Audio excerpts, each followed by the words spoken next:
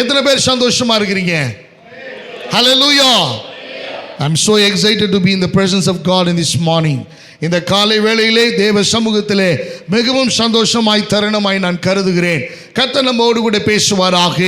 வாசிப்போம் 1 சாமுவேலின் புஸ்தகம் 2வது அதிகாரம் 3வது வசனம். 1 சாமுவேல் 2வது அதிகாரம் 3வது வசனம். 1 Samuel chapter 2 verse 3. 1 சாமுவேல் 2வது அதிகாரம் 3வது வசனம். எடுத்தவர்கள் வாசியுங்கள். ஒருவர் கூட எடுக்கலையா?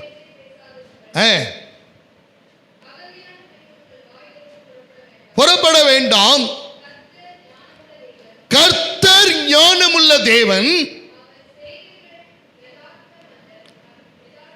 அவருடைய செய்கைகள் யதார்த்தம் அல்லவோ. அன்பான தேவனுடைய பிள்ளைகளே, என்னை பாருங்க. இந்த காலை வேளையிலே நம்முடைய செய்தியின் தலைப்பு என்னவென்றால், ஞானமுள்ள தேவன். The only one wise God in the world. உலகத்திலேயே ஞானமுள்ள தேவன் நம்முடைய ஆண்டவர் ஒருவர் மாத்திரமே. ஹல்லேலூயா. ஆமோதிக்கிறவங்க நல்ல கரங்களை தட்டி கர்த்தரை மகிமைப்படுத்த முடியுமா? ஹல்லேலூயா. நம்முடைய தேவன் ஞானமுள்ள தேவன். அவருடைய ஞானத்தை யாராலையும் ஓவர்டேக் பண்ண முடியாது.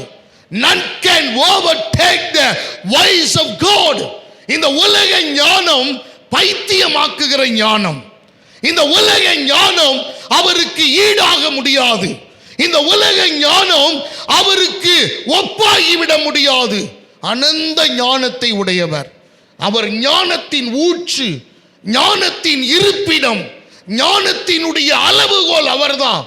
இந்த உலகத்திலே ஒரு மனிதனை அளக்க வேண்டுமானால், இந்த உலகத்தினுடைய அளவீடுகளை தெரிந்து கொள்ள வேண்டுமானால், இந்த உலகத்தினுடைய படைப்பினுடைய வல்லமையை தெரிந்து கொள்ள வேண்டுமானால், என் ஆண்டவரின் ஞானத்தை தெரிந்து கொள்ள வேண்டும். ஹல்லேலூயா. சயின்டிஸ்ட் எல்லாம், அறிஞர்கள் பெருமக்கள் எல்லாம், ஆய்வாளர்கள் எல்லாம் அவருடைய ஞானத்தை அடைய அவர்கள் வீழ்ந்து கிடக்கிறார்கள். எனக்கு அருமையானவர்களே, விண்ணுக்கு போகிறான். கடந்த நாட்களில் ஒரு செய்தியை பார்த்தேன். வெள்ளி கிரகத்தில் மனிதர்கள் அல்லது உயிரினங்கள் வாழ்வதற்கான அந்த சில மூலக்கூறுகளை நாங்கள் பார்க்கிறோம் என்பதாக இன்னும் கண்டுபிடிச்சுக்கிட்டு இருக்கிறான். எனக்கு அருமையான தேவ பிள்ளைகளே, இந்த ஆண்டவருடைய ஞானத்தை குறித்து எத்தனை பேர் நீங்க யோசிச்சிருக்கிறீங்கன்னு தெரியல. கடந்த நாட்களில் ஆவியானவர் என்னை அதிகமாய் வலியுறுத்தின ஒரு காரியம், தேவனுடைய ஞானம் எப்படிப்பட்ட ஞானம். ஒரு மனிதனுடைய பேச்சை கண்டு வியக்கிறோம், ஒரு மனிதனுடைய செயல்பாட்டின் ஞானத்தை கண்டு வியக்கிறோம், ஒரு மனிதனுடைய ஞானத்தின் கண்டுபிடிப்பை கண்டு வியந்து போகிறோம், பிரமிக்கிறோம். ஆக பயங்கரமா கண்டுபிடிச்சிருக்கிறாரு. எவ்வளவு பெரிய ஆய்வு, எவ்வளவு பெரிய நுணுக்கமான காரியங்கள், எவ்வளவு பெரிய தொலைநோக்கு பார்வை, எவ்வளவு நுண்ணுயிரிகளை மிக துல்லியமாக கண்டுபிடித்திருக்கிறார்கள் என்றெல்லாம் பிரமிக்கிறோம். இதெல்லாவற்றையும் தோற்கடிக்கிற ஞானத்தை உடைய ஒருவர் ராஜாவாக வீற்றிருக்கிறார். அவர் நான் ஆராதிக்கிற என் தெய்வம். ஹல்லேலூயா. நான் தொழுது கொள்ளுகிற தெய்வம், நான் ஆராதிக்கிற தெய்வம், என் இருதயத்திலே பெற்றிருக்கிற தெய்வம், என் நெஞ்சிலே குடிகொண்டிருக்கிற தெய்வம், என்னை வாழ வைத்துக் கொண்டிருக்கிற தெய்வம், எனக்கு சுகத்தை கொடுத்து கொண்டிருக்கிற தெய்வம் யார் தெரியுமா? அவர் இந்த உலகத்தின் ஞானத்தை பைத்தியமாக்குகிற அனந்த ஞானத்தை உடைய சர்வ வல்லமையுள்ள தேவன். ஹல்லேலூயா. எவ்வளவு ஒரு பெருமையான விஷயம் தெரியுமா நமக்கு? இந்த ஒரு மனுஷன் கண்டுபிடிச்சதை பெரிதாக விமர்சிக்கிறோம், வாட்ஸ்அப்ல எல்லாம் அனுப்புறோம். பாருங்க எவ்வளவு பெரிய கண்டுபிடிப்பு, எவ்வளவு பெரிய ஆய்வு, எவ்வளவு பெரிய ஞானம். எனக்கு அருமையான தேவ பிள்ளைகளே, கூகுள்ல இருக்கிற நிறுவனர்கள் எல்லாரும் தமிழ்நாட்டில் இருக்கிற ஒரு பையனை தேடிட்டு இருக்கிறாங்க. அந்த பையன் யாருன்னா திருநெல்வேலியில் இருக்கிறான். அந்த பையனை தேடிக்கொண்டிருக்கிறார்கள். என்ன கண்டுபிடிச்சான்னா, அந்த கூகுளவே ஸ்டாப் பண்ணக்கூடிய, அந்த கூகுளுடைய செயல்பாட்டவே ஹேக் பண்ணக்கூடிய அளவுக்கு அவனுடைய கண்டுபிடிப்பு இருக்கிறதாம். பிரமித்து போகிறார்கள். ஒரு சின்ன பையனுக்கு இவ்வளவு ஞானமா? ஒரு சின்ன பிள்ளைக்கு இவ்வளவு ஞானமா? என்ன கருமையான தேவ பிள்ளைகளே, விஸ்வநாதன் ஆனந்த் செஸ்ல மிகப்பெரிய துல்லியமாய் விளையாடக்கூடியவர், உலக புகழ் பெற்றவர். அப்படிப்பட்ட உலக புகழ் பெற்றவரை தோற்கடித்தவன் யார் தெரியுமா? அதே தமிழகத்தில் பிறந்த ஒரு சிறு பையன். அல்லேலூயா! ஒரு சின்ன பையன். எவ்வளவு பெரிய ஞானம், எவ்வளவு பெரிய வெற்றி, எவ்வளவு பெரிய பயிற்சியாளர், எவ்வளவு அதற்காக முயற்சி எடுத்திருப்பார், எவ்வளவு இரவு பகலாக உழைத்திருப்பார். உழைத்த உழைப்பை ஒரு சின்ன பையன், பொடி பையன் தோற்கடிச்சிட்டான். எனக்கு அருமையான தேவ பிள்ளைகளே, என் கர்த்தர் ஞானமுள்ள தேவன். அல்லேலூயா! எனக்கு அதை விட ஒரு பெருமையான விஷயம் இந்த உலகத்தில் எதுவுமே இல்லைங்க. நான் அவரை ஞானம் உள்ளவர், இவரை ஞானம் உள்ளவர், இவங்க ஞானமா இருக்கிறாங்க, இவங்க புத்தியா இருக்கிறாங்க, இவங்களுடைய ஞானத்தை போற்றுதலுக்குரிய ஞானமாக இருக்கிறது, இவர்கள் இவ்வளவு ஆய்வு செய்கிறார்கள். எனக்கு அருமையானவர்களே, இவைகள் எல்லாம் தோற்கடிக்கிற ஒரு ஞானத்தை உடைய என் தெய்வம் இருக்கிறார். நான் ஆராதிக்கிற தெய்வம் இந்த உலகத்தினுடைய ஞானத்தை துல்லியமாய் தோற்கடிக்கிற, இந்த உலகத்தின் ஞானத்தை பைத்தியமாக்குகிற, இந்த உலகத்தின் ஞானத்தை தேவனுடைய ஞானத்தோடு ஒப்பிட முடியாத, ஒப்பில்லாத அனந்த ஞானத்தை உடைய தேவன் நான் ஆராதிக்கிற தேவன். ஹல்லேலூயா! கர்த்தருக்கு மகிமை உண்டாவதாக. எனக்கு அருமையான தேவ பிள்ளைகளே, அப்படிப்பட்ட ஞானமுள்ள தேவன் எனக்கு என்ன பிரயோஜனம்? நான் ஞானமுள்ள தேவனை நான் ஆராதிக்கிறேன். என் ஞானமுள்ள தேவன் என்று சொல்லுவதிலே நான் பெருமிதம் கொள்ளுகிறேன். ஆனால் அவர் எப்படி செயல்படுகிறார், அவருடைய செயல்பாட்டை கொஞ்சம் பார்க்கணும். ஆண்டவருடைய ஞானத்தை பேசினவங்க வேதத்தில் ரொம்ப வெகு சிலர் தான். எல்லாரும் பேசல. எல்லாரும் ஞானத்தை, ஆண்டவருடைய ஞானத்தை ரசித்தார்கள், ருசித்தார்கள், அனுபவித்தார்கள். ஆனால் அதை விமர்சித்தவர்கள், அதை பேசினவர்கள் கொஞ்சம் பேர் தான். அதை பற்றி பதிவு செய்தவர்கள் கொஞ்சம் பேர் தான். எனக்கு அருமையான தேவ பிள்ளைகளே, அதில் என்னை ஆச்சரியப்படுத்தது என்ன தெரியுமா? அன்னாள் சொல்லுகிறாள், கர்த்தர் ஞானமுள்ள தேவன் என்பதாக. அல்லேலூயா! அவருடைய வாழ்க்கையில் ஒரு புது வெளிப்பாடை பாருங்க.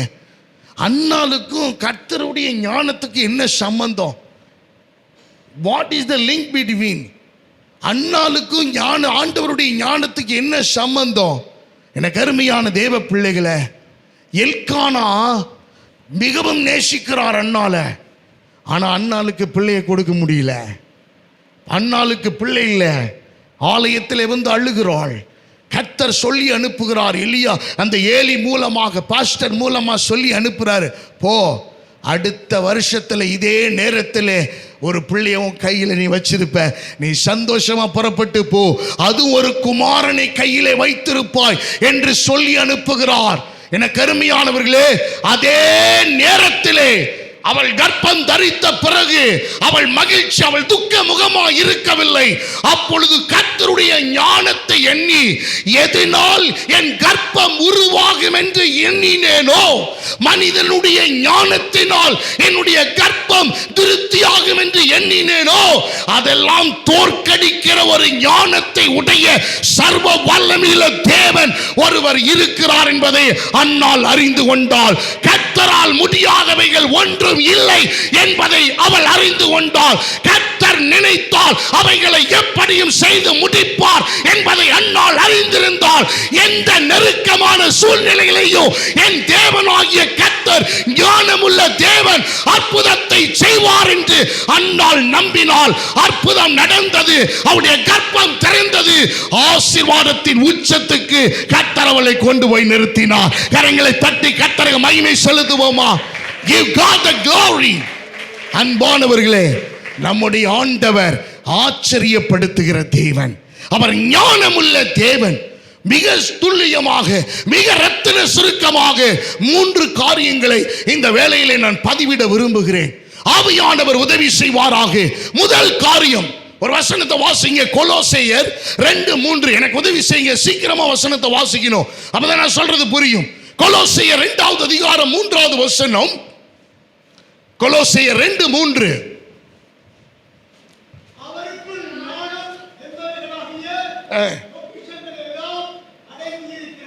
அவருக்குள் ஞானம் என்பவைகளாகிய பொக்கிஷங்கள் எல்லாம் அடங்கி இருக்கிறது. நான் சொன்னேன் அல்லவா, அவர்தான் ஞானத்தின் ஊற்று. அவருடைய ஞானத்தை, ஆண்டவருடைய ஞானத்தை எந்த ஒரு மனிதனால கிராஸ் கூட பண்ண முடியாது, ஓவர்டேக் பண்ண முடியாது, அதுக்கு நிகராக நின்று விட முடியாது, நெருங்கி விட முடியாது. என்னுடைய முதல் காரியம் யோபுவின் புஸ்தகம் 37வது அதிகாரம் 6லிருந்து 13வது வசனம் வரைக்கும் ஒருவர் வாசிக்க கேட்போம். யோபுவின் புஸ்தகம் 37வது அதிகாரம் 6 முதல் 13வது வசனம் முடிய. சீக்கிரம். Glory to God. யோபுவின் புஸ்தகம் 37 6 முதல் 13 முடிய. ஒருவர் கூட எடுக்கலையா?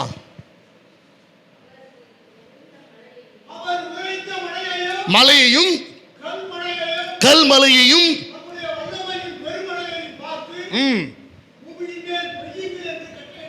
கட்டளையிடுகிறார்.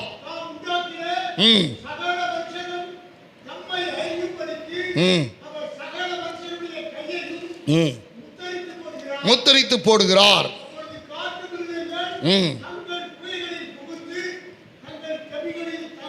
தங்கும்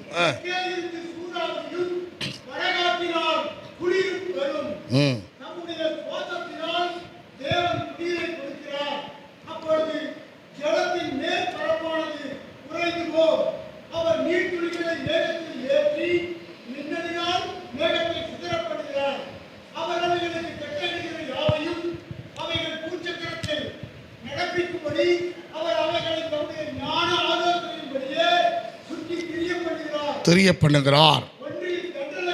ஒன்றில் தண்டனையாகவும் உபயோகமாகவும் போதும். எனக்கு அருமையான தேவ பிள்ளைகளே, என்னுடைய முதல் காரியம் என்னவென்றால், பூமியை கட்டுப்படுத்தும் ஞானம் உள்ள தேவன், பூமியை கட்டுப்படுத்தும் ஆற்றல் படைத்த ஞானம்.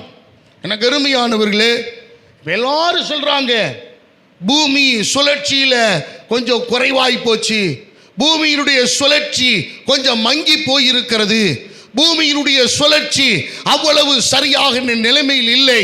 எனக்கு அருமையானவர்களே, பூச்சக்கரத்தை, அதாவது பூமியையும் அண்ட சராசரத்தையும், அண்டத்தில் உள்ள வான்வெளி மண்டலம், பால்வெளி மண்டலம் என்று சொல்லப்படுகிறதான எல்லாவற்றையும், அவருடைய படைப்பின் கீழ் இருக்கிற யாவையும், அது வானத்தினாலாகிலும் அல்லது பூமியிலாகிலும் எல்லாவற்றையும் கட்டுப்படுத்தும் ஆற்றல் படைத்த அனந்த ஞானமுள்ள தேவன் நம்முடைய ஆண்டவர். அல்லேலூயா. பூமியை கட்டுப்படுத்துறாரு, உன் பிரச்சனையை கட்டுப்படுத்தாம போயிடுவாரா? ஒரு வெளியில சொல்ல மாட்டோமா? பூமியை கட்டுப்படுத்தும் ஆற்றல் உடையவர், வானத்தை கட்டுப்படுத்தும் ஆற்றல் உடையவர், வானத்தின் சத்துவங்கள் எல்லாம் அவருடைய கட்டுப்பாட்டுக்கு கீழ்ப்படிந்து, அவருடைய வார்த்தைக்கு அடிபணிந்து அந்தரத்திலே தொங்கிக் கொண்டிருக்கின்றன. அவர் சொன்னார்னா போதும், அத்தி காய்களை போல நட்சத்திரங்கள் விழும் என்று ஒரு நாள் கர்த்தர் சொல்லி இருக்கிறார்.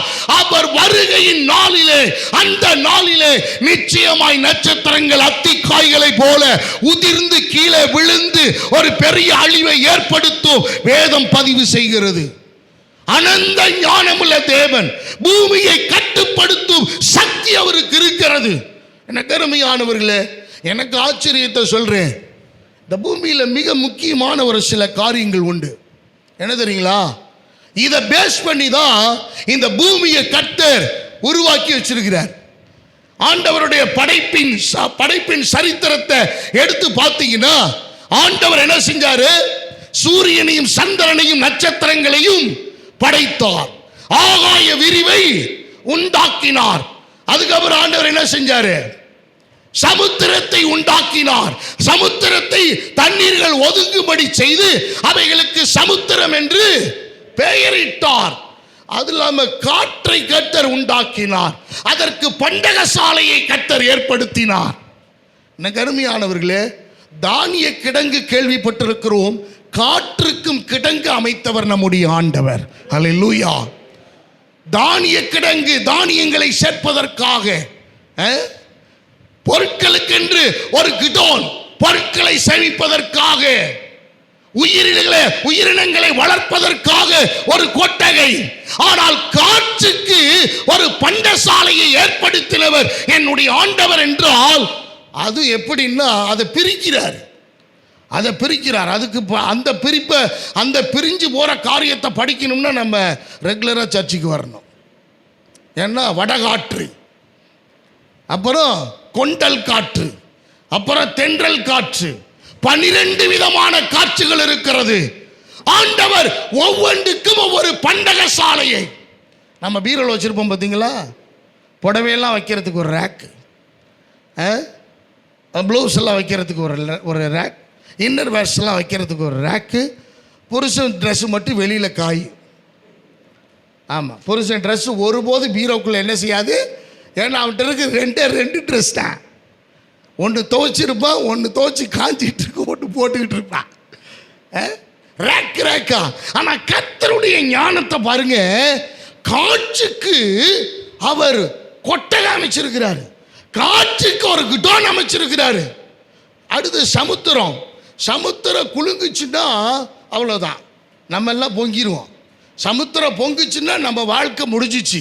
ஒரு பெரிய சுனாமி, ஒன்றும் இல்லாமல் கரையோரத்தில் இருக்கிறவங்கெல்லாம் எல்லா கடலும் பொங்குச்சுன்னு வச்சுக்கோங்க, எல்லா கடலும் குமுறிச்சுன்னு வச்சுக்கோங்க, அவ்வளவுதான்.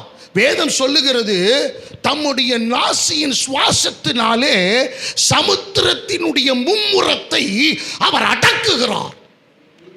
ஒரு சொல்ல மாட்டோமா, எவ்வளவு பயங்கரமா உணர்ச்சி வசமா பேசிட்டு இருக்கிறேன். என் ஆண்டவருடைய ஞானம் எப்படிப்பட்ட, நான் பிரமிக்கிறேன், என்னை ஆச்சரியப்படுத்துறது. அத்தா தண்டி ஒரு சமுத்திரத்தை, அவருடைய மும்முரத்தை, அதனுடைய கொந்தளிப்பை அவருடைய சுவாசத்தினால. நீங்க சுவாசத்தினால ஏதாவது அடக்க முடியும்னு நினைக்கிறீங்க? ஒரே ஒரு பேச்சு வீட்டில் நீங்க பேசுங்க, அடுத்த 24 மணி நேரத்தில் ஒன்று பேசிக்கிட்டே இருக்கும். 24 hours நான் ஸ்டாப். எந்த டாப்பிக்கில் பேசணுமோ அந்த டாபிக் ஈவினிங் 7 o'clock வந்து முடியும், கரெக்டாக ஃபுல் ஸ்டாப்பில். நான் சொல்கிறது நிறைய பேருக்கு ஒழுங்கும் நினைக்கிறேன். அனுபவிச்சவங்க ஒரு வழியில சொல்லுங்க பார்க்கலாம். கை தூக்குனீங்க, நீங்கள் பிரச்சனையில் இருக்கிறீங்கன்னு அர்த்தம். எனக்கு அருமையான தேவனுடைய பிள்ளைகளை, அவருடைய ஞானம் பிரமிக்கத்தக்க ஞானம். இன்னொரு விஷயத்த சொல்றேன், ஆண்டவர் நிறைய பேர் வந்து ஞானத்தை பத்தி பேசல. இப்ப இவ பேசுனா, அன்னாள் பேசுனா, யோபு தான் அதை ரொம்ப ஆண்டவரை ரசிச்சு ருசிச்சு பண்ணவர். அதுக்கப்புறம் அப்பப்ப சாலமோன் ஞானத்தை ஆண்டவர் கொடுத்ததுனால அந்த ஞானத்தில் அவர் என்ன செய்யறார், ஆண்டவருடைய படைப்பை கண்டு அவர் வியக்கிறார். அவர் கடைசியில் புல் ஸ்டாப்பா சொன்னது என்னன்னா, சாலமோனு ஒன்றும் இல்லைங்க, அவ்வளோதான். எப்படி? எல்லாம் மாயை, எல்லாம் மாயை. நீங்கள் இப்போ மாஸ்க் போட்டிருக்கிறது மாயை. எப்படி வேணுமாலும் உங்களை என்ன செய்யலாம், அட்டாக் பண்ணலாம். என்ன பாதுகாப்பாக நீங்கள் இருந்தாலும் எப்படினாலும் உங்களுக்கு என்ன செய்யலாம், வரலாம். அதுக்கு நமக்கு ஒன்றும் கேரண்டியே கிடையாது. அப்போ எதை தாண்டி வேணுமானாலும் நம்ம அட்டாக் பண்ணுறதுக்கு ஒன்று தயாராக இருக்கு. கர்த்தர் தான் நமக்கு பாதுகாப்பு, அதுக்கு மிஞ்சி ஒன்றும் இல்லை. வேதம் சொல்லுகிறது, என்னை ஆச்சரியப்படுத்தின ஒரு காரியம். சீக்கிரமா அந்த முதல் காரியத்தை முடிச்சுட்டு 2 காரியம் நம்ம பார்க்கணும். 13வது வசனத்தை ஒருவர் தெளிவா வாசிங்க. ஒன்றில் தண்டனையாகவும், ஒன்றில் தம்முடைய பூமிக்கு உபயோகமாகவும். ஆச்சரியம் பாருங்க, ஒரே காற்று தான், ஒரே மழை தான், ஒரே சமுத்திரம் தான், தண்ணி தான். ஆண்டவர் சொல்ல, ஒரே பனி தான், ஒரே ஒளி, ஒரே பகல், ஒரே இரவு. ஆனால் 3 கிரியைகள் நடக்கிறது, 3 காரியங்கள் நடக்கிறது. ஒன்று, வேதம் சொல்லுகிறது, ஒன்றில் தண்டனையாகவும். நல்ல கவனிங்க, ஒரு பக்கம் மழை பெய்யுது, பயங்கர பேரழிவு. ஒரு பக்கம் மழை பெய்யுது, கடவுளை கொண்டாடுறான், கடவுளை துதிக்கிறான், கடவுளுக்கு நன்றி செலுத்துறான், விவசாயிகள் எல்லாம் ஆர்ப்பரிக்கிறான், மழையில சந்தோஷமா நினைறான், மகிழ்ச்சியா இருக்கிறான். ஒரு பக்கம் மழை பெய்யுது, அவன் ரொம்ப நாள் வறட்சியில் இருந்தவன், ரொம்ப நாள் கஷ்டப்பட்டவன், பஞ்சத்தில் இருந்தவன், மோசமான வாழ்க்கை, பயங்கரமான பசியும் பட்டினியும், என்ன செய்வதனே தெரியல. அவனுக்கு மழை பெய்யும் போது வேதம் சொல்லுது, ஒன்றில் கிருபையாகவும் கர்த்தர் அவர்களை வரப்பண்ணுகிறார். அல்லேலூயா. அவருடைய மகிமையை பார்த்தீங்களா? ஒரே காத்து தான் உன் ஷெட்டை தூக்குது. எப்படி? உன் ஷெட்டை தூக்கி இன்னொருத்தனுக்கு கொண்டு போய் அந்த ஷெட்டை கொடுக்குது. அந்த ஷெட்டை அவன் ஆசீர்வாதமாக இருக்கிறான், நமக்கு இழப்பு. இன்னொருத்தன் அவன் ஆண்டவரை நோக்கி மகிமைப்படுத்தி துதிக்கிறான், ஆண்டவரே எனக்கு ஏதாவது உதவி செய்யுங்க அப்படின்னு. கிருபையா கர்த்தர் அவன் மேல் இறங்குகிறார். ஆண்டவர் ஒரே மழை தான். ஆனால் ஒருத்தருக்கு இதில் ஆங்கில வேதாகமத்தை பார்த்தீங்கன்னா ஒரு பர்ஃபெக்ஷனான வேர்டு கொடுத்துக்கப்பட்டிருக்கு. என்னன்னா, can you read it? Whether for correction, first thing. ஒன்றில் தமிழ் வேதாகமத்தில் சொல்லப்பட்டிருக்கிறது, ஒன்றில் தண்டனையாகவும். இந்த தண்டனைன்றது பனிஷ்மெண்ட் அல்ல, நல்லா கவனிக்கணும். It is not at all punishment, it is for correction. உன்னை திருப்புவதற்காக, மனம் திரும்ப வைப்பதற்காக, உன்னை ஒழுங்குபடுத்துவதற்காக, உன்னை சரிபடுத்துவதற்காக. நம்முடைய ஞானமுள்ள தேவன் சில மழை அனுப்புறார், சில காத்து அனுப்புறார், சில பிரச்சனை அனுப்புறார், சில வேதனை அனுப்புறார், சில வியாதி அனுப்புறாரு, சில உபத்திரவத்தை அனுப்புறாரு, சில மோசமான நெருக்கமான சூழ்நிலை, சில அவமானம், சில நிந்தை, இவைகள் எல்லாம் வருகிறது. எதற்காகன்னா for correction. என்னை சரிபடுத்துவதற்காக, என்னை ஒழுங்குபடுத்துவதற்காக, நான் மனம் திரும்புவதற்காக, நான் இன்னும் அவருடைய ஞானத்தை புரிந்து கொள்ள வேண்டும் என்பதற்காக கர்த்தரின் வாழ்க்கையிலே ஒன்றில் தண்டனையாக, பனிஷ்மெண்ட் அல்ல, அது கரெக்ஷன், என்னை திருத்துவதற்காக, சரிபடுத்துவதற்காக கர்த்தர் சில பிரச்சனைகளை என் வாழ்க்கையில் அனுப்புகிறார். அல்லேலூயா. சத்தமா சொல்லுமா ஒரு அல்லேலூயா. ரெண்டாவது சொல்லுது, வாசிங்க, வேதம் சொல்லுது, ரெண்டாவது காரியம் பூமிக்கு உபயோகமாகவும். அது எப்படி அந்த வார்த்தை தமிழ்ல இதை கரெக்டா பண்ணிருக்காங்க, என்னன்னா தமது பூமிக்கு உபயோகமாகவும். ஆங்கிலத்தில் வாசிப்பா, நல்ல கவனிங்க. ஃபார் ஹிஸ் லேண்ட், அவர் தம்முடைய பூமிக்கு. ஆண்டவர் இதை ஓன் பண்றார், இதை ஓன் பண்றார். இதை ஓன் பண்றாருன்னா இதை சொந்தமாக்குறார், சொந்தமா சொல்றாரு. இது யாருக்கு தெரியுமா? முதல் காரியம் இந்த கொஞ்சம் அப்படி பெருமை, அப்படி மேட்டிமை, நம்மளை யாரும் அசைக்க முடியாதுங்க. நாங்களே விழுந்தாதாங்க. நாங்கள் விழுந்த பெரிய குழியில் விழுவோங்க. யாராவது தள்ளினா கூட பல்லு மட்டும்தாங்க. ஆனால் நாங்களாக விழுந்தோம்னா ஃபுல் பாடி செக்கப்புக்கும் போகிற மாதிரி நாங்கள் போய் விழுவோங்க. இது முதல் ஆளுக்கு ஃபார் கரெக்ஷன், சரிபடுத்துவதற்காக, ஒன்றில் தண்டனையாக. ரெண்டாவது ஆண்டவர் சொல்றாரு, இது யாருக்குன்னா for my people, for my land, என்னுடைய தனத்துக்கு, என் தேசத்துக்கு, என் பூமிக்கு. இது யாருன்னா, யார் அவருக்கு கீழ்ப்படுகிறாங்களோ, அவருக்கு யார் உகந்தவர்களா இருக்கிறாங்களோ, அவருக்கு பிரியமா யார் நடக்கிறாங்களோ, அவருடைய வார்த்தைக்கு யார் கட்டுப்படுறாங்களோ, அவங்களுக்கு அவர் என்ன செய்யறாரா? அவர் என்ன செய்யறாரு? உபயோகமாகவும், யூஸ்ஃபுல். எனக்கு அருமையான தெய்வ பிள்ளை, நான் இப்போ சொல்கிறது ரெண்டாவது கேட்டகரி. யார் இருக்கீங்கன்னு கொஞ்சம் நீங்கள் நிதானிச்சு பாருங்கள். உங்களை எக்ஸாமின் பண்ணுறதுக்கு ஒருத்தர் தேவையில்லை, பாயிண்ட் அவுட் பண்ணுறதுக்கு ஒருத்தர் தேவையில்லை. உங்கள் இருதயத்தை ஆய்வு செய்து பாருங்கள். அனந்த ஞானம் உள்ளவர் உங்களுக்கு மலையை கொடுக்குறாரு, பிரச்சனையை கொடுக்குறாரு, போராட்டத்தை கொடுக்குறாரு. அந்த போராட்டம், அந்த நெருக்கம் உன்னை கரெக்ட் பண்ணுறதுக்கு முதல்ல. ரெண்டாவது அவர் கொடுக்கிறார் அந்த மழையை, காத்த, புயல, வேதனையை, கஷ்டத்தை, அவமானத்தை, நிந்தைய கொடுக்கிறார். எதுக்கு? உன்னை நேசிக்கிறபடியினால. எதுக்குன்னா உன்னை அவர் சொந்தமாக்கிட்டாரு. அவர் ஒன்று உனக்கு உபயோகமாக. ஒரு சம்பவம் நினைவுக்கு வருகிறது, நான் சொல்லியிருக்கிறேன், நான் நினைவுபடுத்த விரும்புகிறேன். ஒரு அம்மா நல்லா ஜோம் பண்றாம்மா, அருமையா ஜோம் பண்ணும். படிக்க தெரியாது, பைபிளே தெரியாது, ஆனால் பைபிள் கையில் வச்சிருக்கோம். எப்ப பாரு பைபிள், எங்க போனாலும் பைபிள், ரேஷன் கடைக்கு போனா கூட பைபிள், பைபிள் இல்லாமல் போகவே போகுது. ஆனால் படிக்க தெரியாது. எப்பனாலும் அது வச்சிருக்கும். ஜெபம் பண்ணு. அப்போ அவங்களுக்கு ஒரு விவசாய நிலம், புருஷன் இறந்து போயிட்டாரு, பிள்ளைகள் எல்லாம் விட்டுட்டு போயிட்டாங்க. அந்த அம்மா அது எப்பயுமே சர்ச்சில் வந்து கிடக்கும், ஜெபம் பண்ணும். ஆலயத்துக்கு முதல்ல வரும், கடைசியில் போகிறதும் அதாக தான் இருக்கும். கூட்டி எல்லாம் சுத்தம் பண்ணிட்டு போகக்கூடிய நல்ல ஆண்டவரை நேசிக்கக்கூடிய அம்மா.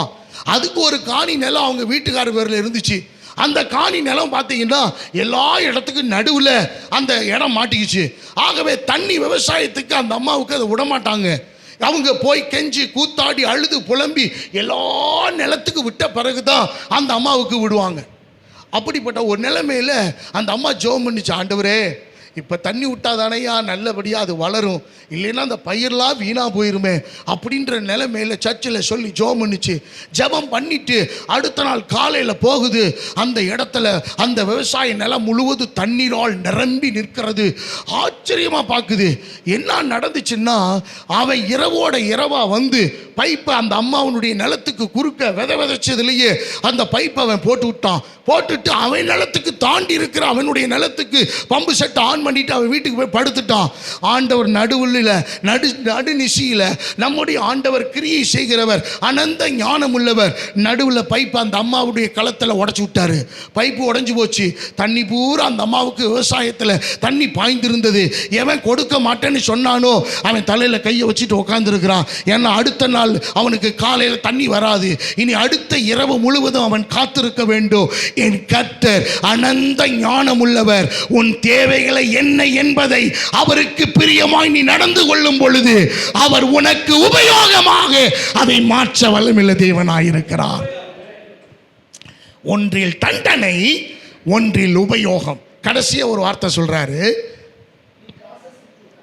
எனக்கு அருமையான இல்ல அந்த வசனத்தை முழுவதும் வாசிங்க. Whether for correction or for his land or for love. இந்த NIV-ல இது லவ்னு போட்டிருக்கு. இன்னொரு வார்த்தை என்னன்னா mercy.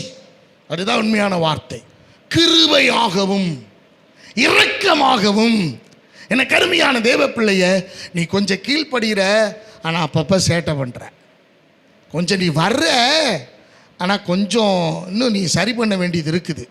ஆகவே கிரேஸ், நீ 35 எடுத்தால் தான் பாஸு, நீ 30 தான் எடுத்துருக்கிற.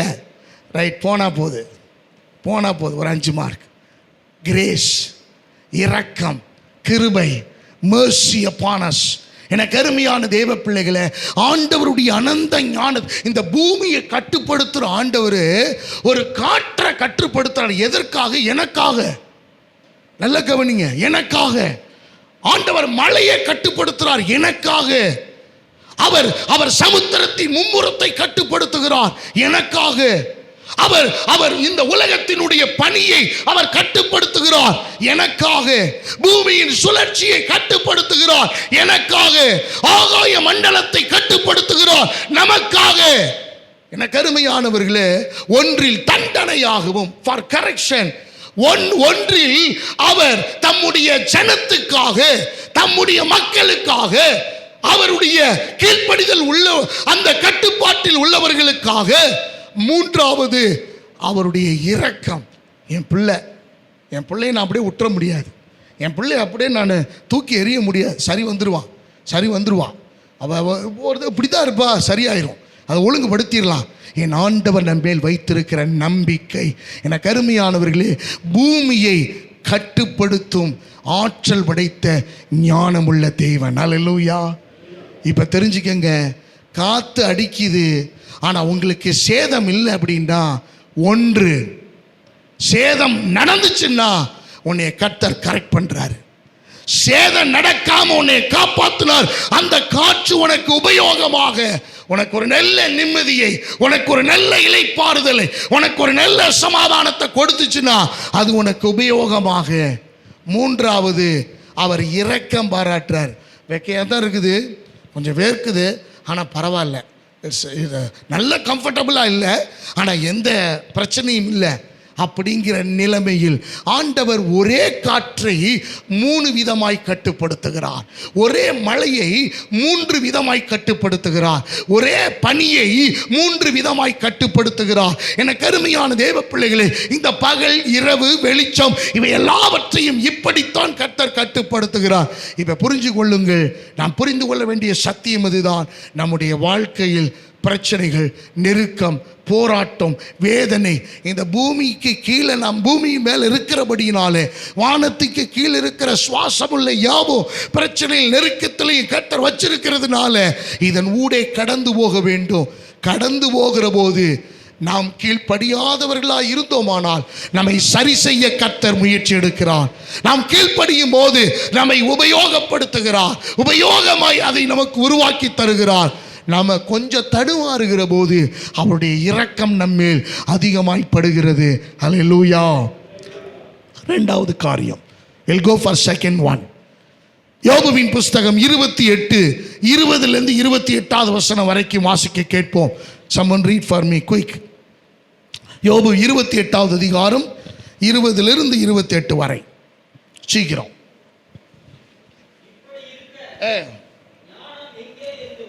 ஞானம் எங்கே இருந்து வரும்? எங்கே?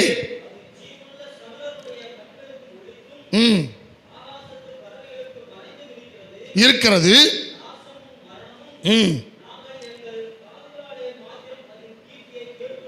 என்கிறது. தேவனோ அதன் வழியை அறிவார், அவருக்கே தெரியும்.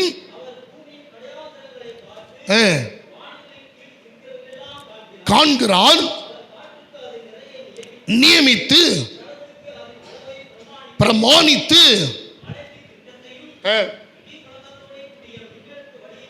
வழியையும் ஏற்படுத்துகிறார், கணக்கிட்டார், ஆயத்தப்படுத்தி மனுஷனை நோக்கி, இதோ ஆண்டவருக்கு பயப்படுவதே ஞானம். எனக்கு அருமையான தேவ பிள்ளைகளே, என்னுடைய இரண்டாவது காரியம், நம்மை ஞானமாய் நடத்தும் ஞானமுள்ள தேவன். முதலாவது பூமியை கட்டுப்படுத்தும் ஞானமுள்ள தேவன், இரண்டாவது நம்மை ஞானமாய் நடத்தும் ஞானமுள்ள தேவன். ஆண்டவர் நம்மளை ஞானமா நடத்த விரும்புகிறார், ஞானார்த்தமாய் நடத்த விரும்புகிறார்.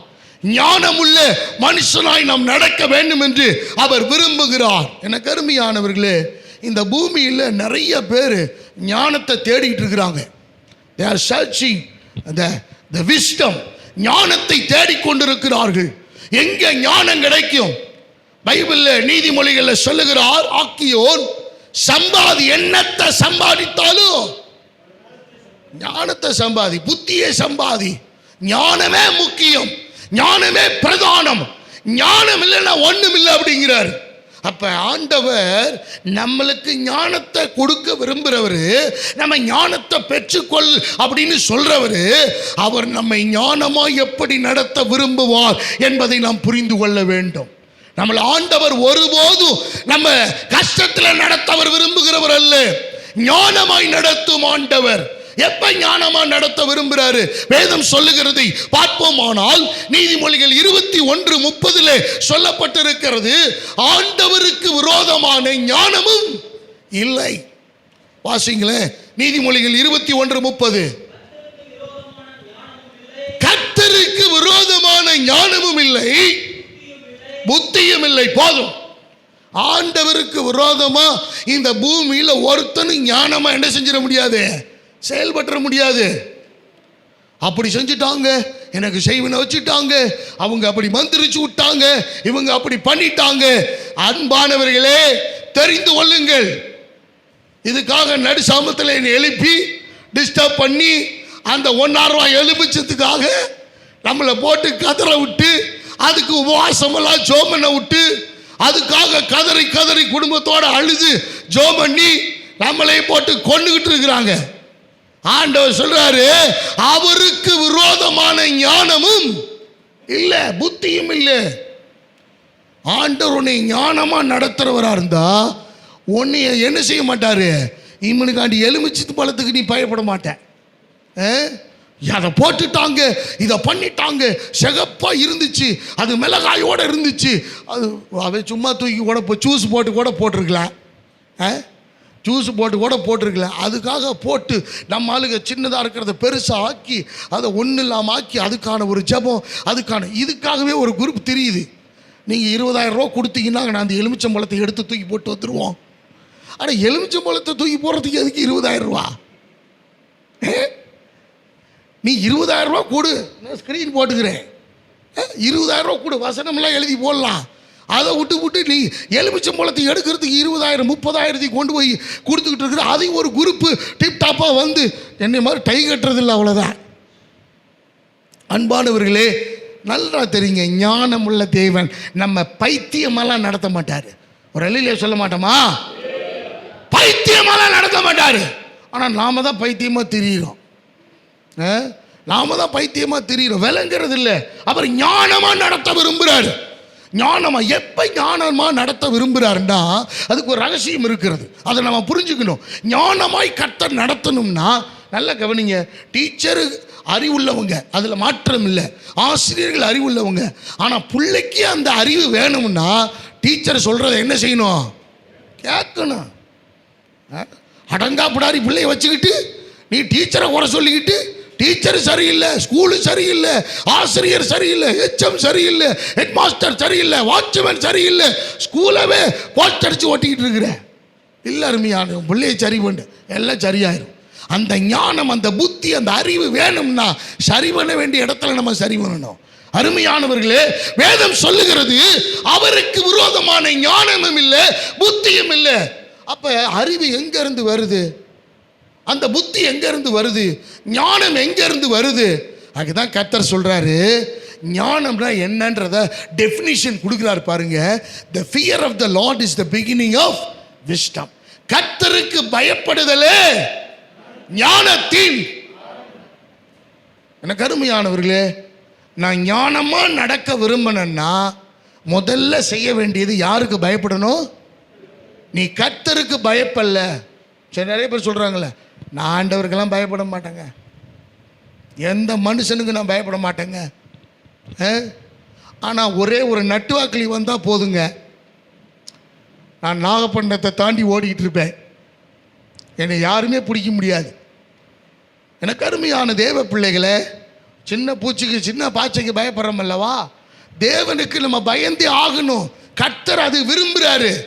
ஆண்டவருக்கு பயப்படுறது தான் ஞானம். நீ புத்தி விருங்க, ஆதியாகமத்திலிருந்து வெளிப்படுத்தின விசேஷம் வரைக்கும் அட்டை டு அட்டை சொல்லுவாருங்க. சரிங்க, வீட்டில் எப்படி இருக்காரு? பொண்டாட்டியோடு அந்த அட்டை டு அட்டை பேசுவாருங்க. வீட்டில் வந்து வெளியில் தாங்க வசனம் பேசுவார், உள்ளுக்குள்ளே வேறு வசனம் வருங்க. வேறு வசனம், பிள்ளைகள்கிட்ட வேறு வசனம் வருங்க. வெளியில் மட்டும் சுவிசேஷம் பயங்கரமாக அறிவிப்பாருங்க, நல்லா அறிவிப்பாருங்க. அப்படித்தானே நிறைய பேருடைய நிலைமை. உள்ளுக்குள்ளே ஒரு நிலைமை, வெளியில் ஒரு நிலைமை வாழ்ந்து கொண்டிருக்கிறார்கள். அட்டை டு அட்டை வசனம் நான் படிக்கிறதுனால நான் ஞானம் உள்ளவன் ஆயிட முடியாது. உண்மை, பேதையை ஞானியாக்குகிற வார்த்தை இது. ஆனா வேதம் சொல்லுது, முதல்ல ஞானம்னா என்ன? கர்த்தருக்கு பயப்படுதலே ஞானத்தின் ஆரம்பம். The fear of the Lord is the beginning of wisdom. நாம் கர்த்தருக்கு பயப்படாம அட்டை டு அட்டை படிச்சு என்னங்க பிரயோஜனம்? அட்டை டு அட்டை எல்லாத்தையும் சொல்லி என்ன பிரயோஜனம்? நான் என்னுடைய வாழ்க்கையில் கர்த்தருக்கு நான் பயந்து நடக்கிற அனுபவம் தான் என்னை ஞானமுள்ளவனாய் நடத்தும். அல்லேலூயா. இன்னையிலிருந்து நம்ம கர்த்தருக்கு பயப்படுவோம், பயந்த அனுபவத்துக்கு வருவோம். நீ யாருக்கு பயப்படலைனாலும் பரவாயில்ல, உன்னை கர்த்தர் பார்த்துட்டு இருக்காரு. பேசும்போது கர்த்தர் பார்த்து கவனிச்சுட்டு இருக்காரு, கேட்டுட்டு இருக்காரு. நீ நடக்கும்போது கர்த்தர் பார்த்துட்டு இருக்காரு. நீ ஒருத்தங்களை பத்தி சொல்லும் போது கர்த்தர் பார்த்துட்டு இருக்காரு. நீ எதிராய் செயல்படும் போது கர்த்தர் பார்த்துட்டு இருக்காரு. இது எல்லாம் கர்த்தர் கவனிக்கிறார் என்கிற அந்த பய உணர்வு நமக்கு இருக்குமே, ஆனால் நீ ஞானமுள்ள மனுஷன், ஞானமுள்ள மனுஷி. அல்லேலூயா. ஏங்க, இவர்கிட்ட இந்த வேலை கொடுங்க, பர்ஃபெக்டா முடிச்சிருவாருங்க அப்படின்னா அவர் ஞானம் உள்ளவரா? நோ, திறமசாலி, அவ்வளவுதான். நல்ல ஒரு டேலண்டான ஒரு ஆள், பாராட்டுதலுக்குரியவர். ஆனால் அவர் ஞானம் உள்ளவர்னு சொல்லிட முடியாது. எனக்கு அருமையான தேவ பிள்ளைகளை, வேதம் திட்டமாய் சொல்லுகிறது. நான் ஒரு விஷயத்தை சொல்கிறேன். மனித ஞானம் எங்கு தோற்று போகிறதோ அங்குதான் தேவ ஞானம் வெளிப்படுகிறது. அல்லேலூயா. நான் சொல்கிறது மறுபடியும் சொல்கிறேன், நல்லா புரிஞ்சுக்கங்க, மனதில் பதிவு வைத்துக் கொள்ளுங்கள். எங்கெல்லாம் என்னுடைய மனித ஞானம் தோற்று போகிறதோ, எங்கெல்லாம் என்னுடைய மனித முயற்சியினாலே அந்த ஞானத்தை நான் வெளிப்படுத்தி தோற்று போகிறேனோ அங்கெல்லாம் என் தேவனுடைய ஞானம் வெற்றி பெறுகிறது. அங்கெல்லாம் என் தேவ ஞானம் வெளிப்படுகிறது.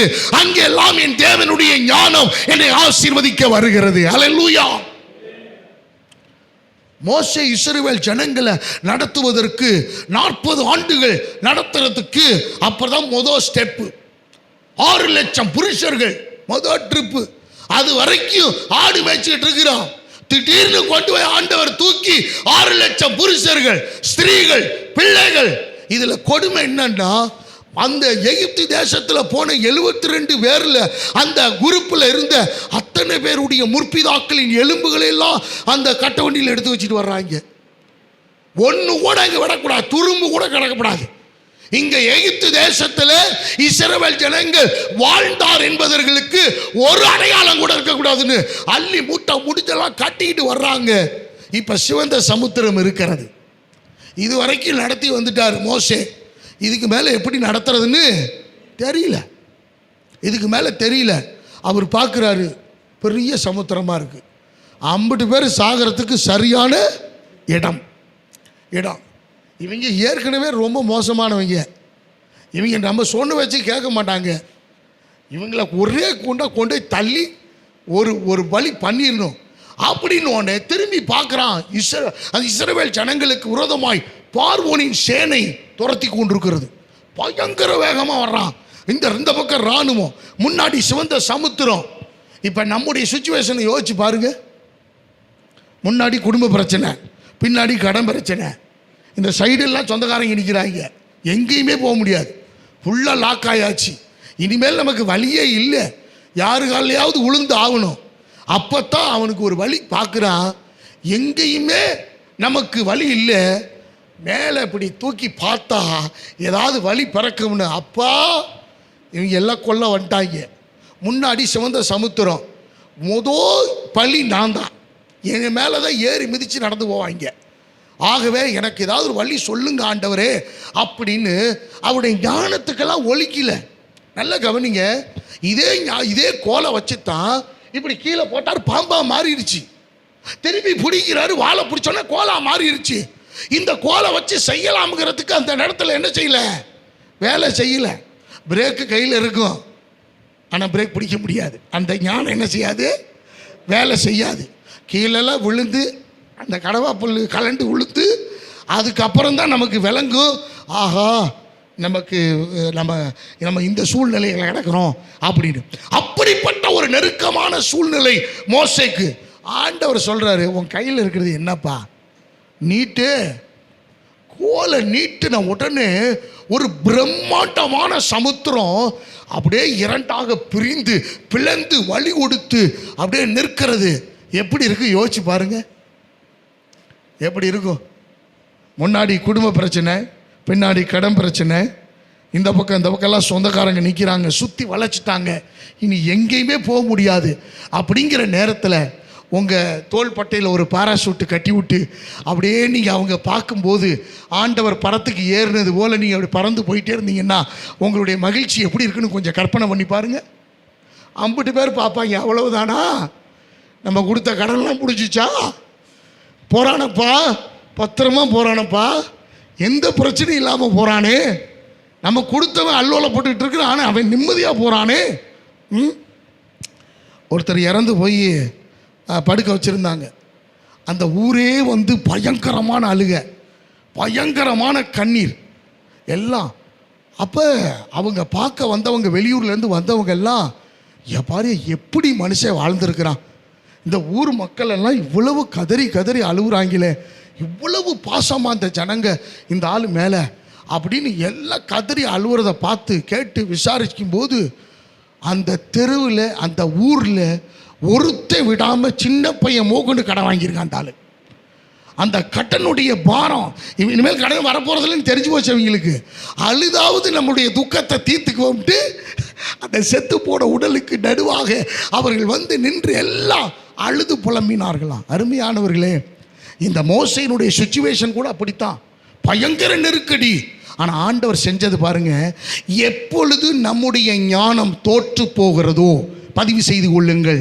எப்பொழுதெல்லாம் நான் செயல்பட்டுட்டேன், நான் முயற்சி பண்ணிட்டேன், ஆனால் ஒன்று ஜெயிக்கலையா, ஒன்று வெற்றி பெறலை, ஒன்று நான் என்னால் எல்லாம் தோல்வி அடைஞ்சிருச்சு என்கிற முடிவுக்கு எப்பொழுது வருகிறோமோ அப்பொழுது கர்த்தருடைய ஞானம் வெளிப்படும். கர்த்தர் சொல்றாரு, மோசே உன் கையில் இருப்பது என்ன? கோல் ஆண்டவரே, நீட்டு. கோலை நீட்டின உடனே இரண்டாக பிரிந்தது. சிவந்த சமுத்திரத்தின் ஊடே நடந்து போய் கொண்டிருக்கிறார்கள். இப்போ பின்னாடி ஒரு பிரச்சனை, பார்வோனின் சேனை துரத்தி கொண்டிருக்கிறது. மோசே பார்க்குறாரு, ஆண்டவரே முன்னாடி இருக்கிற பிரச்சனை கிளியர், இப்போ பின்னாடி ஒரு பிரச்சனை வந்துக்கிட்டு இருக்குது, நான் பார்த்துக்கிறேன், நீ போயிட்டே இரு, உன் வேலையை பார், நான் சொன்னபடி நீ நடந்துக்கிட்டே இரு. நமக்கு எப்பயுமே பார்த்தீங்கன்னா முன்னால் இருக்கிற நல்லவங்களை பார்க்க மாட்டோம், பின்னால் இருக்கிற முதுகு குத்துறவனை தான் நம்ம பார்த்துக்கிட்டே வருவோம். நம்முடைய எதிராளியைத்தான் நம்முடைய கண்களில் அடிக்கடி கனவுல அவங்க வர்றாக, அடிக்கடி அவங்க கனவுல வந்து பேசுகிறாக. ஏன் பேசுகிறாங்கன்னா பிரச்சனையில் இருக்காங்க, அதனால அவங்க கனவுல என்ன செய்கிறாங்க, வர்றாங்க. கனவுல வந்து நம்மளை டிஸ்டர்ப் பண்ணுறாங்க, நமக்கு தூக்கம் வர மாட்டேங்குது, நமக்கு பிரச்சனையை கொடுக்குறாங்க, நமக்கு நெருக்கத்தை கொடுக்குறாங்க. நமக்கு முன்னால் இருக்கிற நல்லவங்கெல்லாம் தெரியாது, பின்னால் இருக்கிற முதுகு குத்துறவனை தான் ஞாபகத்தில் வச்சுக்கிட்டு நம்ம அப்படியே உறவாடி ஒட்டு அப்படியே நம்ம ரொம்ப பாசமாக இருக்கிறது போல் நடிப்போம். அப்போ பின்னாடி இருக்கிறவங்களை பார்த்துட்டு போயிட்டு இருக்கிறாங்க. ஆனால் இவங்களுக்கு தெரியாத ஒரு ரகசியம் நடந்தது. இவங்க மனித ஞானத்துக்கு, மோசையின் ஞானத்துக்கு எட்டாத ஒரு காரியத்தை செய்தார். ஆண்டவருடைய பிரசன்னம், அந்த மகிமையின் மேகம் அவர்களை முன்னாடி விட்டுட்டு அப்படியே அந்த சேனையின் பின்னாடி அப்படியே டைவர்ட் ஆகி வந்துச்சு. இப்போ எங்கே நிறுத்தியிருக்கிறாரு? வேதத்தை நல்லா படித்து பார்த்தீங்கன்னா தெரியும், இஸ்ரவேல் ஜனங்களுடைய சேனைக்கும் பார்வோனின் சேனைக்கும் இடையே ஒரு இடைவெளியை கர்த்தர் ஏற்படுத்தி வைத்திருந்தார். அல்லேலூயா. நீ கிட்ட வரலாம், ஆனால் முட்ட முடியாது. நீ தொட வரலாம், ஆனால் தொட முடியாது. நீ நெருங்கி வரலாம், ஆனால் என்னை நெருக்க முடியாது. நெருங்கி வந்து அழிவை காண்பாய், நெருங்கி வந்து நெருக்கப்படுவாய். ஆனால் எந்த இடத்தை நாங்கள் தேவனை நம்புகிறோமோ, எந்த இடத்தில் எங்களுடைய ஞானம் தோற்று போகிறது என்று நாங்கள் ஒத்துக்கொள்ளுகிறோமோ, எந்த இடத்தில் எங்கள் ஞானம் பைத்தியம் என்று எண்ணுகிறோமோ, எப்பொழுது எங்கள் தேவன் ஞானம் பெரிதென்று நாங்கள் எப்பொழுது கொடிபிடிக்கிறோமோ, அப்பொழுதே கர்த்தர் எங்களுக்காக யுத்தத்தை நடத்துகிறவர். எங்களுக்கு முன்பாக அல்ல, எங்களுக்கு பின்பாக இருந்தோம் அவர் எதிரிகளை நொறுக்கி மூழ்கடித்து போட அவர் சர்வ வல்லமையுள்ள தேவனாய் இருக்கிறார். அருமையான தேவ பிள்ளைகளே, ஒருத்தன் சொன்னானா, ஒரு சம்பவம் படிச்சேன். ஒருத்தன் சொன்னானா, உங்க ஆண்டவர் சிவந்த சமுத்திரத்தில் அந்த இஸ்ரவேல் ஜனங்கள் அத்தனை பேரையும் முட்டிக்கால் அளவுல இருக்கிற அந்த ஆழத்துல தான் நடத்தினாரு. முட்டிக்கால் அவ்வளவுதான் ஆழம் இருந்துச்சாங்க. எப்படி? அந்த சிவந்த சமுத்திரத்தின் நடுவில் முட்டிக்கால் அளவில் தான், அளவு இருந்த தண்ணீரில் தான் இஸ்ரவேல் ஜனங்களை நடத்தினார். ஒன்று பெரிய அவர் ரெண்டாளாக பிளக்கலை அப்படின்னாராம். அப்படிங்களா ஐயா? ரொம்ப சந்தோஷம் ஐயா, ரொம்ப கேட்கவே அற்புதமாக இருக்குது. ஆனால் ஒன்றை பதிவு செய்து கொள்ளுங்கள், எந்த முட்டிக்கால் அளவு தண்ணீரிலே இஸ்ரவேல் ஜனங்களை நடத்தி என் தேவன் கொண்டு போனாரோ, அதே முட்டிக்கால் அளவு தண்ணீரிலே தான் எகிப்தின் இராணுவத்தை, சேனையை, பார்வோனின் சேனையை கர்த்தர் மூழ்கடித்து அத்தனை பேரையும் சாகடித்தார் என்று அந்த அம்மா சொன்னிச்சு. அல்லேலூயா. நான் சொல்றது எத்தனை பேருக்கு புரியுது? ரல்லிலே சொல்லுவோமா? ஆண்டவர் அண்டர் எஸ்டிமேட்லாம் பண்ணிடாதீங்க. கர்த்தர் ஞானம் உள்ளவர், உன்னை என்னை ஆச்சரியமா நடத்துவார். மாறா என்கிற இடத்துக்கு வந்துட்டாங்க. ஒரே கசப்பு தண்ணீர். நமக்கு தான் நல்ல சாப்பாடே கசக்குமே. நல்லா சமைச்சு போட்டாலே நம்ம வாயை ஒரு மாதிரி கோணிக்கிட்டு வச்சு தான் சாப்பிடுவோம் நல்லா. ஏன்னா நமக்கு வேற யாராவது சமைச்சாதான் பிடிக்கும், நமக்கு கூறியவங்க சமைச்சா பிடிக்காது. பட் நான் பெற்ற பிரசங்கமே பார்த்தீங்கன்னா நிறைய பேருக்கு பிடிக்காது, எனக்கு தெரியும் பிடிக்காது. ஆனால் வேற ஒருத்தர் பிரசங்கம் பண்ணா ரொம்ப டேஸ்ட்டாக ரொம்ப ரசிச்சு அல்லேலூயா அல்லேலூயா அப்படின்லாம் ஆர்ப்பரித்து ஆரவாரம் பண்ணி இதெல்லாம் நானும் உட்காந்து பார்த்துக்கிட்டு தான் இருக்கிறேன், பார்த்துக்கிட்டாரு. கர்த்தர் ஞானம் உள்ளவர். அருமையானவர்களே, இந்த இடத்துல சொல்லப்பட்டிருக்கிறது, அவருடைய ஞானத்தினாலே அந்த மாறா என்கிற இடத்துக்கு வந்தபோது எல்லாம் பார்க்குற, ஆண்டவரே இவ்வளோ பேர் ஜனங்களுக்கு எப்படி தண்ணீரை கொடுக்கறது, எப்படி தாகத்தை தீர்க்கிறது, என்ன செய்கிறது ஆண்டவரே, வேறு இடத்துக்கு போயிடுவோமா அப்படின்றப்ப, நீ ஏன் வேறு இடத்துக்கு போகிற, டா அந்த மரம் இருக்கு பார், அந்த மரத்தின் கொப்புகளை ஒடித்து போடு. அந்த மரத்தின் கொப்புகளை ஒடிச்சு போடுறான். அந்த குளம், அந்த ஏரி தண்ணீர் எல்லாம் சுவையாக மாறினது. மாறாவின் கசப்பை மதுரமாய் கர்த்தர் தன்னுடைய ஞானத்தினாலே மாற்றினார். அல்லேலூயா. அங்கத்தான் அந்த மரம் இருக்கு, அங்கத்தான் அந்த கசப்பு தண்ணீர் இருக்குது. ஆனால் இதை போட்டா தண்ணீர் சுவையாக மாறும் என்று யாருக்கு? அதுதான் ஞானம். எனக்கு அருமையானவர்களே, கர்த்தர் அந்த ஞானத்தை வெளிப்படுத்துகிறார். எப்பெல்லாம் நீங்கள் தோற்று போகிறீர்களோ அப்பொழுதெல்லாம் என் கர்த்தர் அவருடைய ஞானத்தை வெளிப்படுத்துவார். அல்லேலூயா. எப்பொழுதெல்லாம் உங்கள் வாழ்க்கையிலே நீங்கள் தோல்வியை தழுவுகிறீர்களோ, எப்பொழுதெல்லாம் பலவீனப்படுகிறீர்களோ, எப்பொழுதெல்லாம் நெருக்கம் வருகிறதோ, இன்னும் சொல்ல பண்ணும்னா தேவனின் ஞானத்தினால் நடத்தப்படுகிறவர்கள் எந்த சங்கடங்களில், எந்த வருத்தங்களில், எந்த வேதனைகளில், எந்த பிரச்சனைகளின் ஊடே கடந்து சென்றாலும் அவர்கள் நிச்சயமாய் அவர்கள் தேவ ஞானத்தை பெற்றுக்கொண்டு அவர்கள் பத்திரமாய் வீடு திரும்புவார்கள். அல்லேலூயா. அவர்களுக்கு ஒரு சிரமம் வராது, ஒரு நெருக்கடி வராது, ஒரு நெருக்கடி வராது. கர்த்தர் ஞானத்தை அற்புதமாய் நம்மை, அவருடைய ஞானத்தை கொண்டு நம்மை நடத்துகிறார். நம்மளை போல பைத்தியம் யாரும் இல்லை. எத்தனை பேர் ஒத்துக்கிறீங்க? யாரும் ஒத்துக்க தயாராக இல்லை. நம்மளை பைத்தியம்னு சொல்கிறதே நம்ம விரும்புறதில்லை. நல்லா கவனிங்க, நம்ம உண்மையாகவே நம்ம எல்லாருமே தேவனுடைய பார்வையில் கிறிஸ்துவுக்கு பைத்தியக்காரர்கள். நம்ம எல்லாரும் கிறிஸ்துவுக்காக, சுவிசேஷத்துக்காக, ஆண்டவருக்காக, தேவனுக்காக நான் பைத்தியக்காரன் என்று சொல்லுவதிலே எனக்கு அதை விட ஒரு பெரிய மேன்மை, பெருமையான விஷயம் எதுவுமே இல்லை என்று சொல்லலாம். அப்படிப்பட்ட அந்த ஞானத்தை உடைய சர்வ வல்லமையுள்ள தேவன் நம்மை நடத்தும் போது அவர் நம்முடைய ஞானத்தை எல்லாம் தோற்கடித்துத்தான் நம்மை நடத்த விரும்புகிறார். நாம் என்ன தெரியுமா செய்கிறோம்?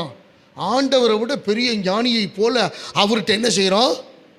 பிஹேவ் பண்ணுறோம். ஒரு கற்பனை பண்ணி பாருங்களேன். கொஞ்ச நேரம், கொஞ்சம் அவகாசம் கொடுங்க, கொஞ்ச நேரத்தில் முடிச்சிருவேன். ஒரு கற்பனை பண்ணி பாருங்கள். ஒரு நல்ல முரட்டு உடம்பு, நல்ல முறுக்கு மீசை, ஒரு கரடியை முன்னாடி, கரடி கூண்டை திறந்து விட்டு அந்த கரடிக்கு முன்னாடி முறுக்கு மீசையோட முறுக்கிறார்.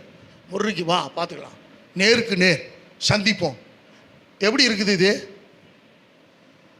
வெளியில் இருக்கிறவங்கெல்லாம் ரைட், இலவசமாக இன்னைக்கு ஒரு உணவை சாப்பிட்றதுக்கு ரெடியாக இருக்கு.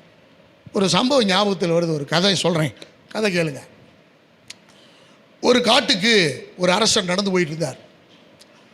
நடந்து போயிட்டு இருக்கும்போது அவர் பயங்கரமான இந்து, அவர் இயேசுவை அறியாதவர்.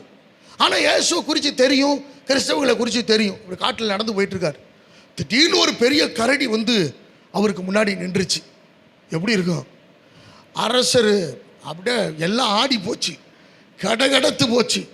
அவ்வளவுதான், நம்மளை கொல்ல போகிறாங்கடா, இந்த கரடி நம்மளை திங்க போகுது அப்படின்னு என்ன செய்யறதுன்னே தெரியல.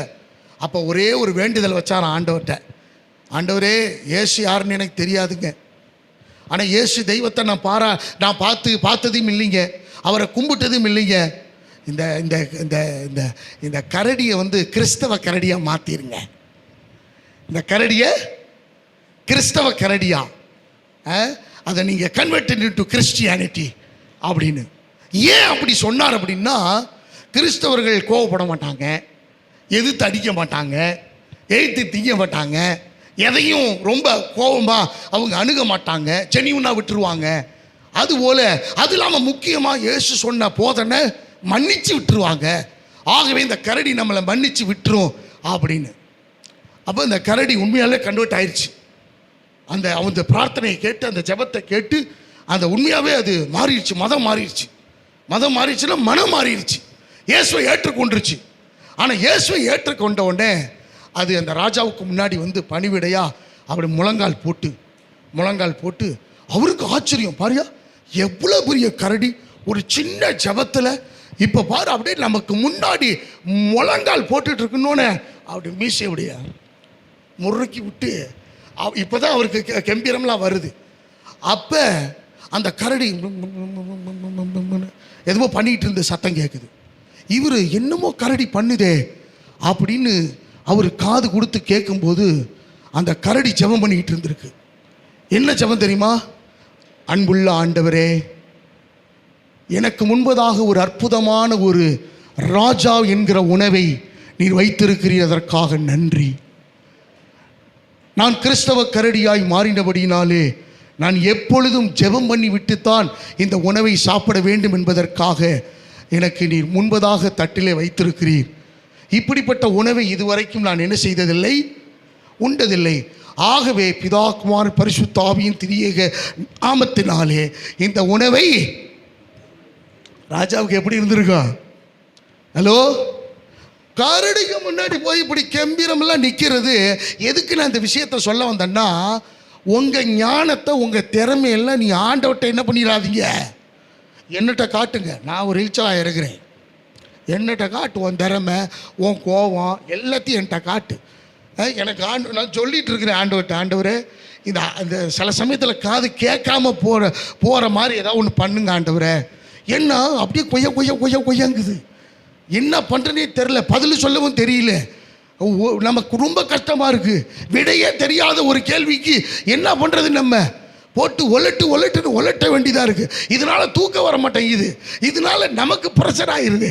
ஆகவே அவ்வப்போது இதை ஆஃப் பண்ணி வைக்கக்கூடிய சில பேருக்கு பிரச்சனை இல்லை. அவங்க எடுத்து பைக்கில் போட்டு நீ பார்த்துக்க, என்னன்னாலும் பண்ணிக்க அப்படின்னு திருப்பி அவங்க பேசும்போது எடுத்து மாட்டிக்கிறாங்க. பிரச்சனையும் இல்லாமல் போயிடுது இல்லை.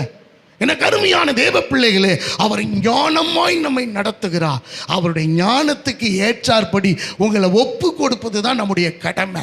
கர்த்தருக்கு பயப்படுதலே ஞானத்தில், அதான் மிகப்பெரிய சோர்ஸ், மிகப்பெரிய நமக்கு பதில் அதுதான். அந்த ஞானமாய் கர்த்தர் நடத்தணும்னா உன்னை ஒப்பு கொடு. அவர்கிட்ட போய் உன் ஞானத்தெல்லாம் அப்படி மீசியை முறுக்கிக்கிட்டு அப்படியே கம்பீரமா. இன்னொன்று, சில பேர் நான் ஜெபிச்சேன்னா உன் கால் இருக்காது. நீ ஜெபிச்சேன்னா அவனுக்கு கால் எப்படி இருக்காது? எனக்கு புரியல. இந்த ஜெபத்தினுடைய வலிமை எனக்கு விளங்கல, இந்த ஜெபத்தினுடைய வல்லமை எனக்கு தெரியல. அப்ப என் தேவன் உன் ஜெபத்தை கேட்டு இன்னொருத்தனுடைய காலை முறிக்கிற தெய்வமா? இல்லைங்க. காலை முறிக்க போனவனையே மன்னிச்ச தெய்வம் நம்முடைய ஆண்டவர். அல்லேலூயா. அப்படிப்பட்ட தெய்வம். இப்படி இந்த கொடூரமான ஜெபத்தெல்லாம் விட்டுருங்க, தூக்கிடுங்க. சாந்தமாக ஜெபம் பண்ணுங்க, அடக்கமாக ஜெபம் பண்ணுங்க, பணிவாக ஜெபம் பண்ணுங்க. ஆண்டவரே, அற்பமான எங்களை ஜெபத்தை நீங்கள் கேட்குறீங்களே, சோத்திரம்பா. அன்னாள் எவ்வளவு கர்த்தர் ஞானம் உள்ளவர் சொல்கிறா, பிரமிப்பாய் பெருமையாக சொல்கிறா. கடைசி ஒரு காரியத்தை சொல்லி முடிச்சிட்றேன், இது சீக்கிரமாக போயிடும். எரேமியா 23:5 மூணாவது பாயிண்ட். எரேமியா தீர்க்க தரிசன புஸ்தகம் 23:5 சொல்லுங்க, சீக்கிரம். இதோ நாட்கள் வரும் என்று கர்த்தர் சொல்லுகிறார், எழும்ப பண்ணுவேன், அவர் ராஜாவாய் இருந்து ஞானமாய் ராஜரீகம் பண்ணி. அல்லேலூயா. கரங்களை தட்டி கர்த்தருக்கு நன்றி செலுத்துவோமா? எனக்கு அருமையானவர்களே, முதல் காரியம், பூமியை கட்டுப்படுத்தும் ஆற்றல் படைத்த ஞானமுள்ள தேவன். இரண்டாவது, நம்மை ஞானமாய் நடத்தும் ஞானமுள்ள தேவன். மூன்றாவது, பூமியை ஞானமாய் ராஜரீகம் பண்ண போகும் ஞானமுள்ள தேவன். அல்லேலூயா. இப்ப இருக்கிற அரசாங்கத்தின் மேல, இப்ப இருக்கிற அதிகாரிகள் மேல ஒருவருக்குமே திருப்தி இல்லை, ஒருவருக்குமே திருப்தி கிடையாது. இப்போ நாம் சாதாரண கவுன்சிலர், வட்ட செயலாளர்லேருந்து மாவட்ட செயலாளரிலிருந்து தலைவரிலிருந்து எல்லா சங்க தலைவரிலிருந்து ஒருத்தர் கூட நீதியாய் நியாயமாய் உருப்படியாய் ஒரு காரியத்தை செய்தது போல தெரியல. ஜனங்களுடைய நன்மைக்கு ஏதுவாக அங்கங்கே ஒரு சிலர் இருக்கலாம், அவர்களை நம்ம குறை சொல்ல முடியாது. ஆனால் ஒரே இடத்துல ஊர்ன குட்டையில் மட்டை தானே, ஒரே குட்டையில் ஊர்ன மட்டையை போல தானே. ஆகவே எல்லாருடைய ஆளுகையும் அதிருப்தியை ஏற்படுத்தி கொண்டிருக்கிறது. ஆண்டவர் சொல்கிறாரு, நான் வருவேன், இந்த பூமியை ராஜரீகம் பண்ணுவேன், நான் அரசாளுவேன்றார் ஆண்டவர். நான் அரசாள்றப்ப, நான் ஆளுகை செய்யும் போது இந்த பூமி எப்படி இருக்கும்? சீக்கிரமா வாசிங்க, சகரியா 6:13. சீக்கிரமா எடுத்தவங்க வாசிங்க. வாலிமான பிள்ளைங்க என்ன பண்றீங்க? அனிதா, ஜெருன் என்ன பண்றீங்க? வாசிங்க, வாலிமான பிள்ளைங்க எடுத்து வாசிங்க டக்குன்னு. சகரியாவின் புஸ்தகம் 6வது அதிகாரம் 13வது வசனம்.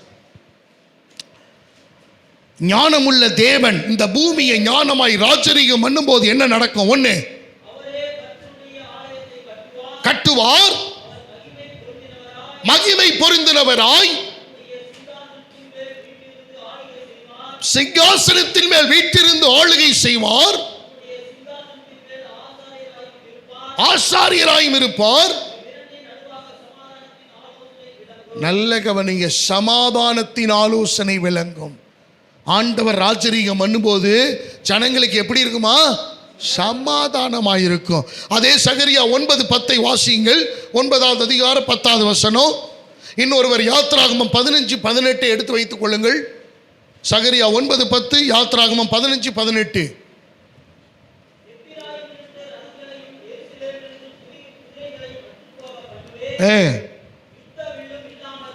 போகும் கூறுவார், ஒரு சமுத்திரம் தொடங்கி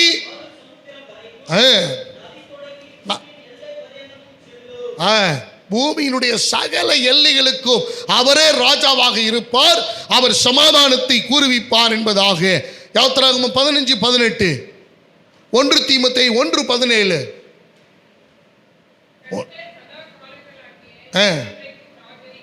ராஜரீகம் பண்ணுவார் சதா காலங்களிலும், நித்தியமாக அவரே ராஜரீகம் பண்ணுகிற ஒரு காலம் வர இருக்கிறது. 1 தீமோத்தேயு 1:17. சீக்கிரம். சங்கீதம் 96:10. 1 தீமோத்தேயு 1:17, சங்கீதம் 96:10.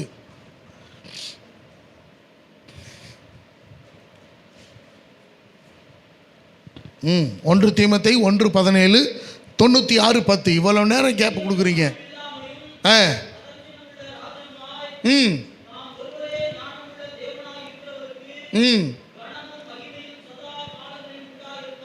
ஆமென். தாம் ஒருவரே ஞானமுள்ள தேவனாய், அதரிசனமுள்ள தேவனாய் அவர் இந்த பூமியிலே ராஜரீகம் பண்ணுவார். 96:10. 96:10. பூச்சக்கரம் அசையாதபடி. எனக்கு அருமையான தெய்வ பிள்ளைகளே, இந்த வசனங்கள்லாம் எதுக்கு வாசிக்க சொன்னா, ஆண்டவர் இந்த பூமியை ஆளுகை செய்ய போகிற காலம் நெருங்கி வந்திருக்கிறது. ஆண்டவருடைய அரசாட்சியிலே வேதம் சொல்லுகிறது, அவரோட பாடுகளை சகித்தோமானால் அவரோட ஆளுகையும் செய்வோம் என்பதாக. ஆண்டவர் இந்த பூச்சக்கரத்தை, இந்த பூமியை மறுபடியும் தனது கட்டுப்பாட்டுக்குள் கொண்டு வருவார். இப்போ இந்த பூமியை உலகத்தின் கையில், இந்த உலகத்தினுடைய பிசாசின் கையிலே கொடுக்கப்பட்டிருக்கிறது. அவன் ஆளுகை செய்து கொண்டிருக்கிறான். அதனால தான் வஞ்சிக்கிற ஆவிகள், எங்கு பார்த்தாலும் பொல்லாத சத்துருவின் கிரியைகள் தலைவிரித்து ஆடிக்கொண்டிருக்கிறது. ஆனால் ஒரு நாள் வரும், இயேசு வருவார். அவர் வந்து இந்த மனவாட்டியாகிய திருச்சபை அழைத்து கொண்டு போன பிறகு அவர் ராஜாதி ராஜாவாக, ராஜரீகம் பண்ணுகிறவராக, ஆளுகை செய்கிறவராக, கோடான கோடி தூதர்களோடு கூட, முன்பதாக மரித்த முற்பிதாக்களோடு கூட அவர் அரசாளுவதற்கு வருவார். இந்த பூமியிலே தேவனுடைய அரசாட்சியை அவர் ஸ்தாபிப்பார். அந்த அரசாட்சியில கொஞ்சத்தில் யார் உண்மையா இருந்தாங்களோ அவங்கள கர்த்தர் என்ன செய்வாரா? கருமையானவர்களே, நீ கொஞ்சத்தில் உண்மையா இருந்தா 100க்கு அதிபதியாக மாறிடுவேன். 1000 பேருக்கு அதிபதி, 10,000 பேருக்கு அதிபதி, 10 பேருக்கு அதிபதி. ஆண்டவர் அரசாளுகிற அந்த தன்மையிலே ராஜரீகம் பண்ணுகிறவராய், அது சாதாரணமாய் இல்லை, ஞானம் உள்ளவராய். எனக்கு அருமையானவர்களே, அப்போ பசி இருக்காது, பட்டினி இருக்காது, வறுமை இருக்காது, தருத்தரம் இருக்காது, மரணம் இருக்காது. அப்படிப்பட்ட ஒரு உயர்ந்த கண்ணோட்டத்திலே, உயர்ந்த நிலையிலே, அப்போ வியாதி படுக்க அப்படின்ற நிலைமையெல்லாம் இருக்காது, ஆஸ்பத்திரியே இருக்காது. ஆண்டவர் அரசாளுகிற நாளிலே ஆஸ்பத்திரி இருக்காது, ரேஷன் கடை இருக்காது. எனக்கு அருமையானவர்களே, இலவசம் என்கிற நிலை இருக்காது. எல்லாருக்கும் பரிபூர்ணமான ஆசீர்வாதம், பரிபூர்ணமான நன்மை, பரிபூர்ணமான ஆரோக்கியம், பரிபூர்ணமான வளர்ச்சி, பரிபூர்ணமான பெருக்கம், எல்லாவற்றையும் கர்த்தர் பரிபூர்ணமாக்கி தந்திருப்பார். அல்லேலூயா. அருமையான கர்த்தருடைய பிள்ளைகளே, நம்முடைய ஆண்டவர் ஞானமுள்ள தேவன். 96:10 சொல்லப்பட்டிருக்கிறது, அவர் நீதியுள்ள நியாயாதிபதியாக ராஜரீகம் பண்ணுகிறார். ஆகவே பூச்சக்கரம் அசையாதபடிக்கு உறுதியாயிருக்கிறது. எனக்கு அருமையான தேவனுடைய பிள்ளைகளை, நம்முடைய ஆண்டவர் இந்த பூமியை நியாயம் தீர்க்க வருகிறார். அதற்காக நாம் காத்திருக்க வேண்டும், அதற்காக நாம் சரிபட வேண்டும், ஒழுங்குபட வேண்டும், தேவனுடைய விருப்பப்படி நடந்தாக வேண்டும், தேவனுடைய சித்தத்தின்படி செய்கிறவர்களாக நாம் இருக்க வேண்டும். இந்த 3 காரியங்களை மனதில் வைத்துக் கொள்ளுங்கள். பூமியை கட்டுப்படுத்தும் ஞானமுள்ள தேவன், நம்மை ஞானமாய் நடத்தும் ஞானமுள்ள தேவன், இந்த பூமியை ஞானமாய் ராஜரீகம் பண்ண போகும் ஞானமுள்ள தேவன். இந்த அரசாட்சி சரியில்லை, இந்த ஆட்சி சரியில்லை, இந்த உலகத்தின் ஆட்சி சரியில்லை, இதெல்லாம் பைத்தியமாக்கி அவர் ராஜரீகம் பண்ண போகிறார். எனக்கு அருமையானவர்களே, அந்த நாட்களிலே நீங்களும் நானும் உண்மையுள்ளவர்களாய் நாம் இப்பொழுது இருப்போமானால், பரிசுத்தமாய் இருப்போமானால், தேவனுக்கு பிரியமாய் இருப்போமானால், அவருடைய ஞானத்தை தேடுவோமே ஆனால், கர்த்தருக்கு பயப்படுகிற பயத்தோடு இருப்போமே ஆனால், அவரோடு கூட ஆளுகை செய்ய தகுதியுடையவர்களாய் மாறுவோம். கண்களை மூடுவோம், தேவ சமூகத்தில் ஒப்பு கொடுத்து எல்லாரும் ஹல்லேலூயா. ஒரு விஷயம் நாம் எழும்பி நிற்போமா? தேவன் நல்லவர், தேவன் நல்லவர். Let us all stand to our feet in this morning. தேவன் அதிசயமானவர், அற்புதமானவர், அற்புதமான காரியங்களை செய்கிற பரிசுத்தமுள்ள